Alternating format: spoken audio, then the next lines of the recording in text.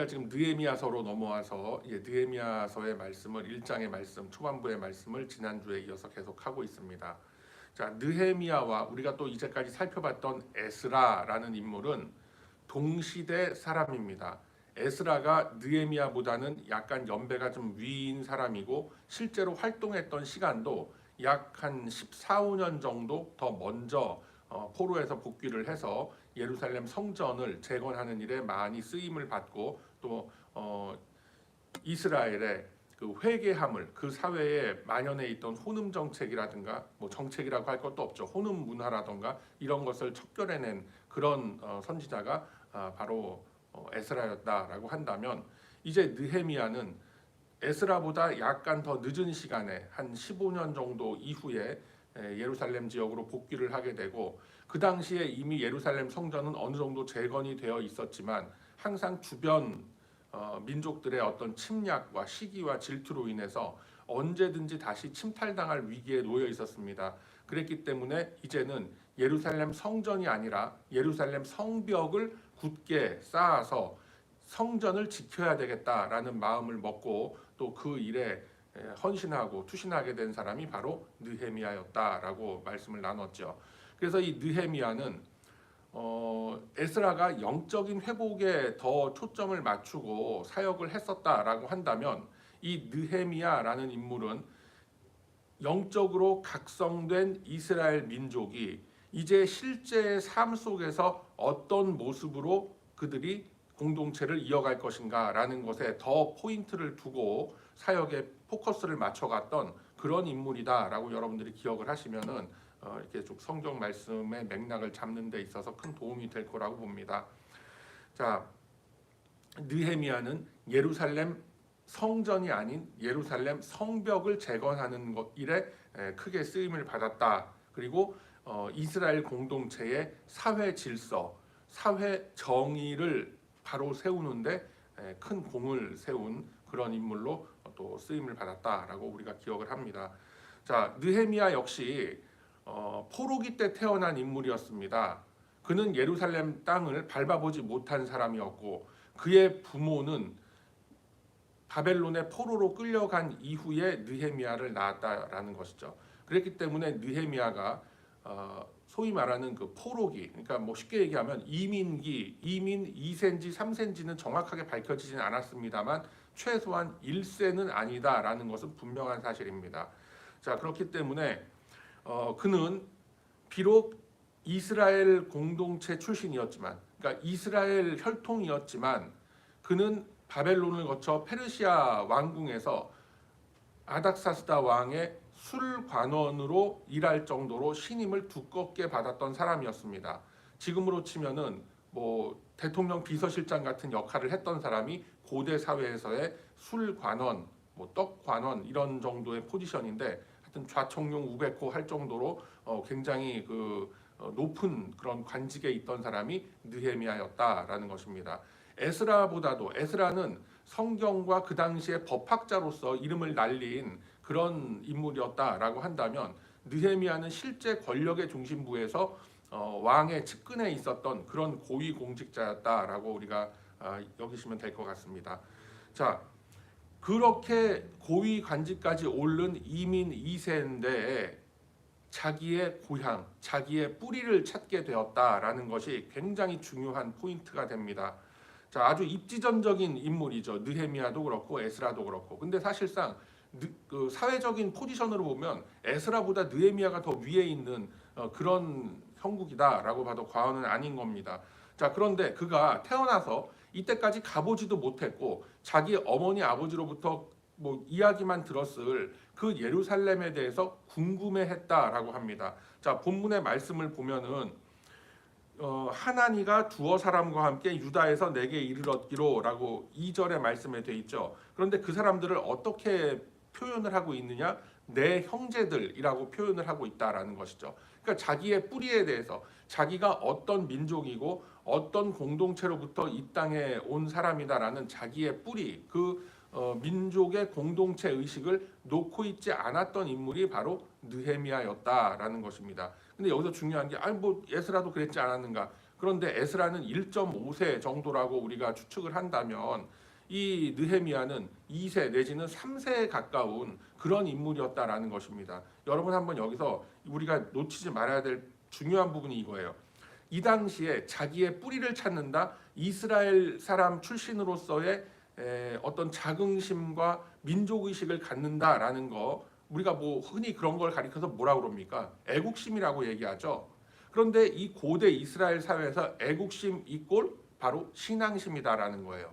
하나님의 공동체라는 의식이 없으면 이스라엘은 아무런 의미가 없는 거고, 이스라엘이 모여서 하나님의 공동체를 이뤘기 때문에 이스라엘 백성들이 의미가 있는 거지, 신앙이 없다라고 한다면 그 공동체는 언제든지 풍지박살 날 아주 풍전등화해 같은 아주 카운트다운이 세고 있는 거죠. 밑에서는 애국, 위에서는 가나안, 뭐 이런 그 이방 족속들이, 수많은 그 주변에 또 이런 여러 가지 그런 그 이방 민족들이 어떻게든지 그 예루살렘 인근의 그 비옥한 땅과 그곳을 차지하기 위해서 으르렁대던 그런 시절 아니었습니까?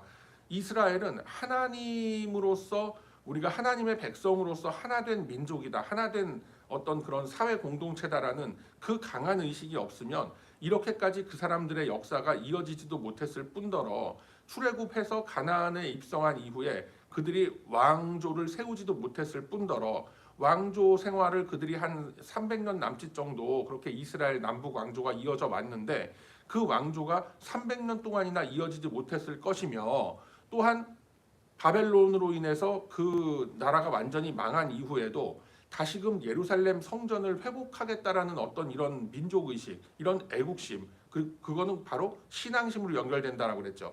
그런 그 깊은 하나님에 대한 신실한 마음들이 연결되지 못했을 것이다라는 거죠. 그러니까 그런 그 애국심이 없었다면, 그러니까 이스라엘을 놓고, 우리가 구약의 이스라엘을 놓고 애국심, 민족의식 이렇게 얘기하는 거는 지금 우리가 이 시대를 살면서 미국에 대한 뭐 어떤 충성심, 대한민국에 대한 어떤 충성심, 이런 걸 얘기하는 게 아니에요. 하나님 나라로서의 이스라엘이니까 의미가 있고 민족의식, 이런 얘기가 되는 거지. 그것은 바로, 그 민족의식은 바로 뭐다? 신앙심이다라는 겁니다. 여호와 하나님을 신뢰하고 믿고 섬기는 그 신앙심이 바로 이스라엘의 민족 정신이다라는 것입니다. 그러면 여러분 한번 생각해 보세요. 지금 이 시대를 살고 있는 우리 한인 이민 1세들 같은 경우에 뭐 이민 온 지 뭐 10년 된 분, 40년 된 분, 뭐 한 30년 된 분, 25년, 다양합니다. 언제 한국을 떠났는지는 모르겠으나 일단 우리 2024년도 현재 우리는 이곳 미국에 살고 있어요. 그런데 우리가 뭐 소위 말하는 아메리카나이즈가 됐다, 이제 미국화됐다, 나 이제 미국 시민권자고 또 뭐 여기서 이렇게 일하면서 먹고 살고 내 후손들도 여기서 다 지금 나고 자라고 있는데 내가 뭐 굳이 한국 사람의 어떤 그런 의식을 갖는단 말인가. 그 사실 그렇게 별로 그렇게 좀 희박하지 않습니까? 모르겠습니다. 여러분들은 뭐 대한민국에 대한 그 뿌리에 대한 애정이, 한반도의 한민족에 대한 그 애정이 얼만큼 있으신 분들인지 제가 잘 모르겠습니다만, 일단 제가 제 자신만을 봐도 사실은 이제 뭐 글쎄 내가 이제 다 떠나온 땅인데, 물론 마음속에 애착은 있고 항상 그 소식이 궁금하고 하지만 별로 그런 게 없단 말이에요. 이게 솔직한 제 어떻게 보면 심정이에요. 그런데 여러분 생각해 보세요. 20년이 넘게, 거의 20대 중반까지 제가 한국에서 자라고 학교 졸업하고 뭐 군대도 갔다 왔고 직장 생활까지 잠깐 하면서 제가 미국을 넘어온 사람인데도 이 정도인데, 저희 자녀들, 예를 들어서 저희 손자들이, 그 세대가 이제 나올 거 아닙니까? 뭐 한 몇십 년 지나고 나면 그 사람들이 대한민국이 어떤 나라인가, 그 나라가 지금 제대로 되고 있단 말인가, 이거 뭐 대통령이 오늘 아침에도 뭐 속보가 뭐 뜨는 거 보면 뭐 탄핵을, 이거 과연 대한민국이 어디로 간단 말인가, 막 이런 걱정을 저도 안 하는데, 사실은 냉정하게 얘기해서 저도 별로 그런 거에 대한 걱정이 안 되고, 그렇게 큰 뭐 어떤 불안한 마음이라던가 궁금한 마음이라던가 그렇구나 그냥 그러고 마는 정도인데, 우리 자녀들 손주 세대가 갖고 과연 대한민국을 기억하겠느냐라는 거예요. 나부터도 1세부터도 민족의식이라고 그러면은 그냥 뭐 그냥 떠나온 땅인데 잘 되이지, 내 뿌리가 거긴데 잘 되이지, 아직까지도 우리 부모 형제 다 거기 살구들이 있는데 뭐 이 정도 생각이지, 거기에 대해서 뭐 서쪽 하늘을 바라보면서 떠나온 고국 대한민국이 이러진 않는단 말이에요. 뭐 여러분들은 얼마큼 애국자신지 모르겠지만 저는 그래요, 최소한. 그런데 이 느헤미야를 한번 보시라고요. 자기는 밟아보지도 못했어요. 한번 가보지도 못한 그런 그 이스라엘 지역인데 거기에 대해서 아주 뜨거운 마음이 있다라는 거예요. 거기서 온 사람들, 하나님과 그 일행들에게 내 형제들이라고까지 표현을 해요. 대단하지 않습니까? 내 형제들. 예루살렘 사람들의 2절 하반부에 유다와 예루살렘 사람들의 형편을 물었다라고 돼 있어요. 여기서 알 수 있는 게 느헤미야가 유다 지파일 것이다 라는 것을 우리가 추측할 수 있죠. 자, 예수님이 누구 지파입니까? 어느 지파예요? 요셉 지파입니까? 예, 예수님은 유다 지파 후손이죠. 그러니까 이런 게 뭔가가 지금 암암리에 다 연결이 되고 있는 거예요, 여러분. 자, 그런 가운데에서 3절에 보면 예루살렘 성은 허물어지고 성문들은 불탔다. 자, 이제 4절, 오늘부터는 4절, 5절인데 이 말을 듣고 앉아서 울고 수일 동안 슬퍼하며 금식하며 기도했다라고 돼 있죠. 4절에 보면. 자, 여기 보면은 여러 동사가 나와 있어요. 말을 들었다, 앉아서 울었다, 수일 동안 슬퍼했다, 하나님 앞에 금식했다, 기도했다. 최소한 5개의 동사가 지금 나오고 있다라는 것입니다. 들었다, 그 말을 듣고 앉아서 울고, 그래 거기까지는 하나라고 치자고요. 슬퍼하며 금식하며 기도했다라고 했어요. 여러분 한번 생각을 해보십시오. 지금 뭐 대한민국에 지진이 일어났다. 예를 들어서 뭐 저희 지금 이거 참 또 각자 다 그게 다를 텐데 뭐 제주도라 그러면 강원, 하여튼 뭐 서울 시내 한복판에 큰 지진이 났다고 칩시다. 예? 지진이 나갖고 막 경복궁이 허물어지고 막 3일 빌딩, 지금은 뭐라 그래요? 하여튼 뭐 서울 시내 그 한복판에 있는 여러 빌딩들이 막 금이 가고 흔들릴 정도로 막 롯데타워가 휘청휘청하고 이런 일이 벌어졌다고 뉴스가 나왔을 때 이거 어떻게 물론 큰일 났다라고 마음은 들겠지만 우리가 그런 소식을 들었을 때 어떻게 해요? 슬퍼하며 금식하며 기도하시는 분이 있어요?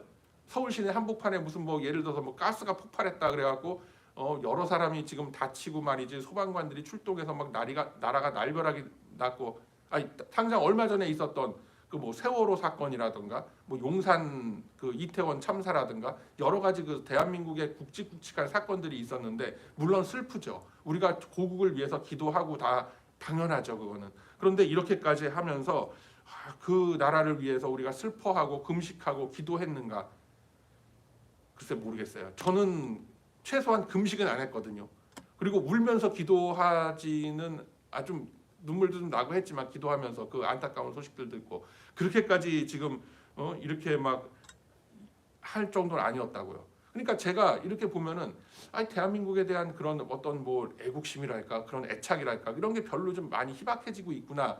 예를 들어 여러분 한번 생각해 보세요. 탄자니아 콩고에 뭐 내전 사태가 일어나고 민간인이 뭐 30명이 막 죽었다 이런 뉴스가 딱 저 국제 뉴스에 떴다고 그랬을 때 저거 어떻게 불쌍한 사람들, 그냥 그러고 말잖아요. 솔직하게 얘기해 보세요, 여러분. 그런 마음 들잖아요. 그런 거 같은 걸 거예요, 사실은. 그런데 이 느헤미야가 자기는 가본 적도 없어요. 예? 자기는 무슨 뭐 거기서 태어나지도 않았어요. 그리고 거기서 어떤 공동체적인 어떤 삶을 살아본 적도 없어요. 최소한 거기서 뭐 학교를 다녔다든가 무슨 뭐 자기 뭐 동기 동창이 있다든가 그런 것도 아니었어요. 그럼에도 불구하고 그 이스라엘의 자기의 뿌리에 대한 그 깊은 마음이 있었다라는 거예요. 어떻게 이런 마음이 생겼을까요? 그게 포인트예요, 지금. 이 말씀의 4절과 5절의 포인트가 어떻게 해서 이 고위간직에, 그것도 그냥 뭐 우리 여기서 사는 것도 힘들어 죽겠는데 우리 부모가 떠나왔다는 그 땅으로 다시 우리가 여기민을 가면 지금 여기민의 문호가 열렸다는데 왕이 허락도 해주고 그럼 거기 가서 살면은 그래도 뭐라도 좀 벌어먹고 살 수 있지 않을까, 이런 정도의 생각을 했던 그런 위치가 아니라니까요. 지금 페르시아 왕정의 비서실장이에요. 왕 다음 서열 뭐 한 5손가락 안에 들어가는 그런 정도의 사람인데, 그런 사람이 자기는 가보지도 못한 그 고향 땅에 대해서 애착을 갖고 금식하면서 울며 기도했다라고 했어요. 그럼 여기서 이제 여러 가지 것을 우리가 생각해 볼 수가 있는 거예요. 울며 기도했다는 것만으로 대단한데 기도를 했어요. 누구한테 기도를 해요? 페르시아가 섬기던 무슨 뭐 이방신이 뭐 그 당시에 있었을 거 아닙니까? 뭐 바알이 됐든 뭐가 됐든.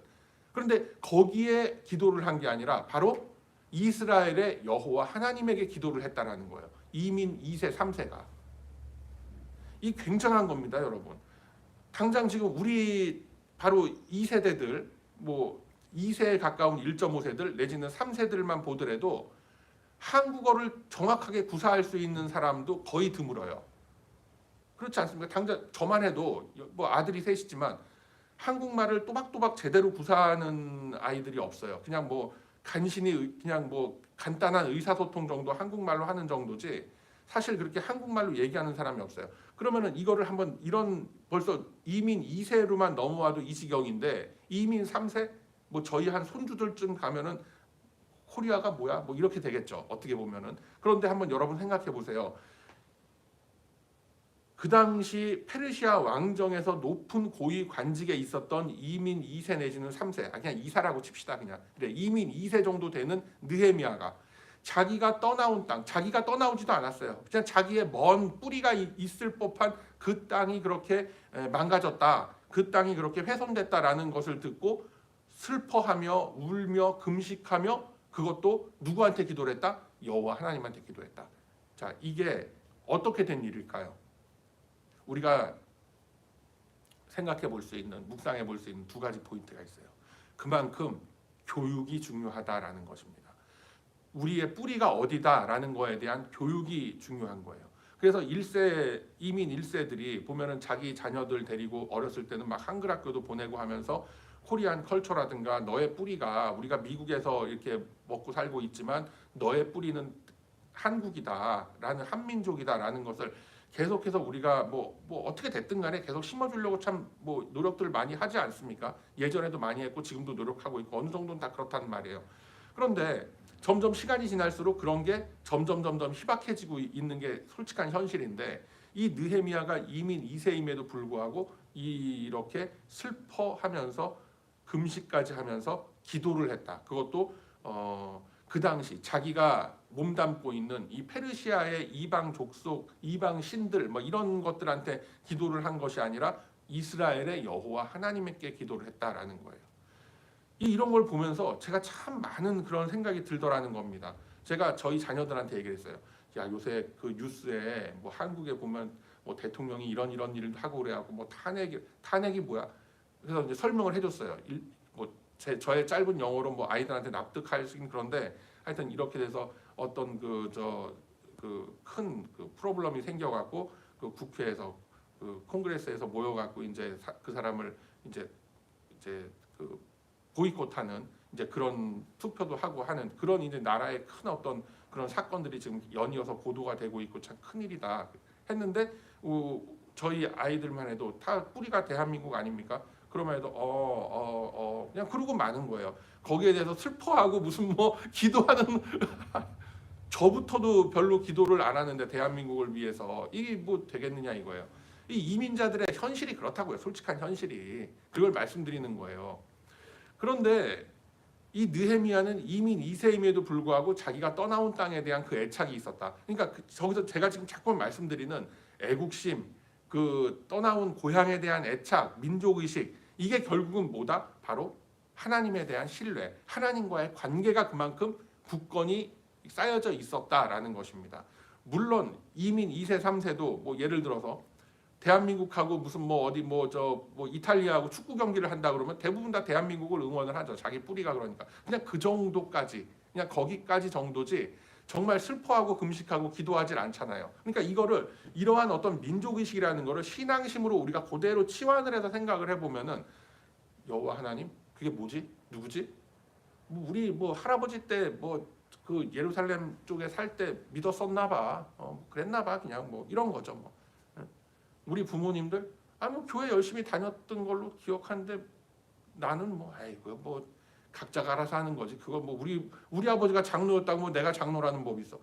이게 보통 우리들의 보통 일반적인 생각이잖아요. 지금 물론 이제 성도님들 같은 경우에야 마음에 은혜가 있고 신앙심이 있다 보니까 이제 그게 좀 다른 어떤 그걸로 다가오는 건 사실이지만 대부분의 사람들이 그렇다고요. 아니 뭐 우리 부모가 열심히 믿었다고 우리 부모가 무슨 뭐 교회를 몇 개를 세우면서 그렇게 헌신하고 그랬다고 나까지 뭐 그러라는 법이 있나? 그냥 뭐 그냥 교회나 출석하고 그냥 가끔씩 그냥 이러면서 마음의 위로도 받고 평안도 받고 뭐 기도하고 뭐 이렇게 그냥 적당히 그냥 그렇게 하면 되지. 너무 그 열심히 믿어도 사람이 그거 안 되는 거야 그거. 우리 이런 얘기 한단 말이에요 주변에서 지금 다들. 네? 제 귀에도 이런 얘기가 들릴 정도인데 여러분들은 오죽하시겠어요. 제가 충분히 이해하죠. 네. 주일날 그냥 뭐 가끔 저기 그냥 예배 나가서 참석하고 오는 건 fine. 근데 열심히 그렇게 믿으면 안 된다. 뭐 수요일 날도 나와라, 금요일 날도 나와라, 무슨 뭐 언제 나와서 뭘 해라, 뭐 교회에서 뭐 이렇게 많이들 모여 일주일에 한 번 모이면 됐지. 이런 얘기들 여러분 많이 들으시잖아요. 여러분의 가족으로부터든지 아니면 여러분의 주변 사람으로부터든지 그렇지 않습니까? 그런데 이 느헤미야는 이민 2세임에도 불구하고 자기 조상들이 믿었던 그리고 지금은 자기는 전혀 떨어진 한 600마일 떨어진 지역에 살면서도 그러니까 그 당시에 600마일이면 뭐 이건 뭐 얘기할 거 없이 그냥 먼 지역인데 그런 지역에 살면서도 이스라엘의 여호와 하나님 앞에 기도했었다라는 것입니다. 이게 뭘까요? 바로 느헤미야를 들어서 이스라엘을 회복시키려고 하시는 하나님의 은혜가 바로 이렇게 임했다라는 것입니다. 여러분, 이게 이렇게 중요한 거예요. 물론 그것이 느헤미야가 성장했을 당시에 바벨론 페르시아에서 성장할 때 그가 받았던 어떤 그 가정 교육과 신앙 교육의 영향력도 굉장히 클 겁니다. 그거 무시 못합니다. 결코 무시 못합니다. 그런데 하나님의 각별한 은혜가 없으면 제 아무리 부모가 끌어도 이런 신앙심을 갖고 하나님 앞에 슬퍼하며 금식하며 기도하며 할 정도로 이렇게 나중에 보면 나오겠지만 자기 지위까지 다 내던지고 이스라엘로 향합니다. 예루살렘으로 향해서 거기서 이제 자기의 맡은 소임을 쭉 이제 감당하는 그런 장면들이 앞으로도 쭉 이제 나오고 하는데 이민 2세로서 이런 마음을 갖기가 얼마나 힘들겠는가. 그러니까 이게 바로 하나님의 은혜다라는 것입니다. 우리가 지지난주 설교를 통해서 예수님께서 예루살렘 성에 입성하는 장면을 우리가 지지난주에 한번 묵상한 바 있죠. 그때 바리새파 사람들이 예수님을 비웃고 예수님을 환호하는 무리들을 놓고 저 뭐 하는 사람들이냐고 막 그렇게 조롱하고 했을 때 예수님이 뭐라고 하셨어요? 그들을 향해서 바리새파 사람들을 향해서 자기를 조롱하는 사람들 향해서 예수님이 뭐라고 그랬어요? 여러분 기억나세요? 저 사람들이 소리 지르지 않으면 저 사람들이 하나님을 찬양하지 않으면 이 길바닥에 돌들이 소리 지를 것이다 라고 말씀하셨어요. 그렇게 약속해 주신 하나님께서 이 느헤미야 이민 2세 자기의 뿌리조차 희박해질 법한 그런 정도의 사람을 이제는 들어서 다시 이스라엘 공동체를 회복시키시려고 한다라는 거예요. 여러분 한번 이거를 다시 한번 좀 우리가 이해하기 쉽게 한번 생각을 해보면은 미국에서 태어난 이민 3세, 4세가 대한민국을 위해서 기도하고 금식하고 또 그 나라를 각성시키기 위해서 정말 비행기 타고 거기를 가서 사람들을 만나고 그 높은 사람들을 만나서 이렇게 하면 안 된다고 막 부르짖는 그런 거를 우리가 한번 연상해 보시면 될 것 같아요. 얼마나 기특합니까? 느헤미야가 그랬던 인물이었습니다. 그러면 그 느헤미야가 어떻게 해서 그렇게 할 수 있었다? 바로 그가 자라오면서 계속해서 이스라엘 공동체 안에 그러니까 뭐 우리가 아이들 한글 학교 보냈듯이 뭐 예루살렘 학교 뭐 이런 게 뭔가가 있었을 수도 있었겠죠. 그 이스라엘 그 피난민들 그 포로들의 공동체 안에 거기서 느헤미야는 잘 성장했던 그런 인물이었다라고 우리가 볼 수가 있죠. 그리고 그거를 다 뛰어넘는 게 뭐다? 하나님의 각별한 은혜가 있었다라는 것입니다.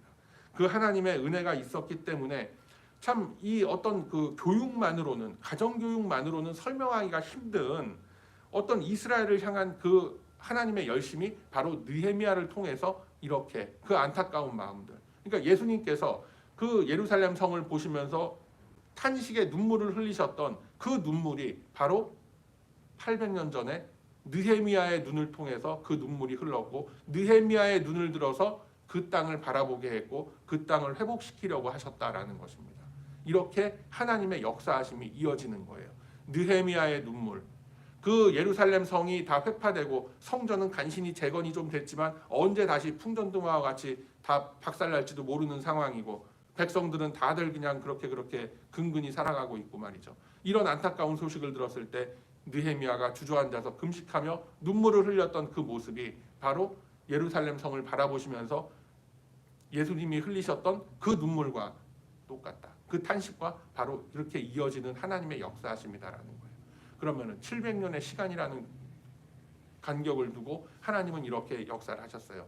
느헤미야로도 회복이 안 되니까 이제는 하나님께서 스스로 육신을 입고 이 땅에 오셔서 이스라엘을 구하시기 위해서, 다시 말하면 하나님께 부름을 받은 이 시대의 모든 하나님의 백성들을 구원하기 위해서 예수님께서 눈물을 흘리시고 이 땅에 내려오셨다는 거예요. 여러분, 얼마나 은혜입니까 이것이. 그 은혜를 내가 지금 받고 있는 거예요. 그러면서 우리는 이 인생이라는 시간의 공간을 하나하나 하루하루 채워가고 있는 거예요. 언제까지? 언젠가 우리가 하늘나라 갈 그날까지. 너무나 이걸 한번 여러분 깊이 생각해 보세요. 너무나 감격스럽지 않습니까?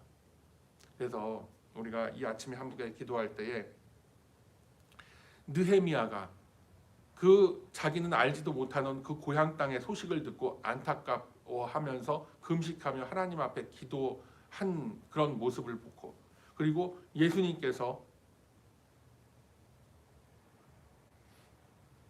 갈보리 동산에 오르셔서 예루살렘을 바라보고 탄식하면서 흘리셨던 눈물, 그리고 겟세마네 동산에서 그렇게 기도하셨던 그 예수님의 모습. 자, 우리는 무엇을 놓고 그렇게 간절하게 안타까워하면서 눈물 흘려가면서 기도합니까, 여러분? 한번 이 시간 내가 어떤 기도를 하나님께 했으며 나는 어떤 하나님과의 관계로서 내 주변을 위해서, 그리고 나의 믿음을 위해서, 그리고 내가 살아가고 있는 이 사회를 위해서 나는 기도하고 있는가라는 것도 우리가 한번 이 시간 깊이 묵상하면서 나아가는 그런 시간이 되시기를 바랍니다. 그래서 이 시간 우리 각자가 가지고 나온 여러 가지 기도의 제목들이 있을 줄로 압니다.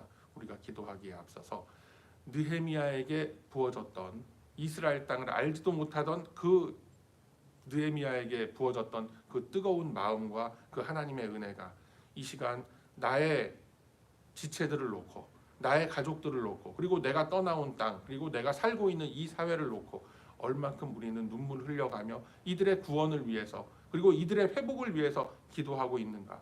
주여, 저에게 더욱더 큰 은혜를 주옵소서. 느헤미야를 움직였던 그 뜨거운 은혜가 이 시간 저의 심령 속에도 임하길 원합니다 라는 그 마음의 기도를 우리가 먼저 앞에 놓고 함께 기도하며 나아가는 저와 여러분의 복된 이 아침이 다 되시길 주님의 이름으로 축복합니다. 아멘. 사랑과 은혜가 풍성하신 아버지 하나님,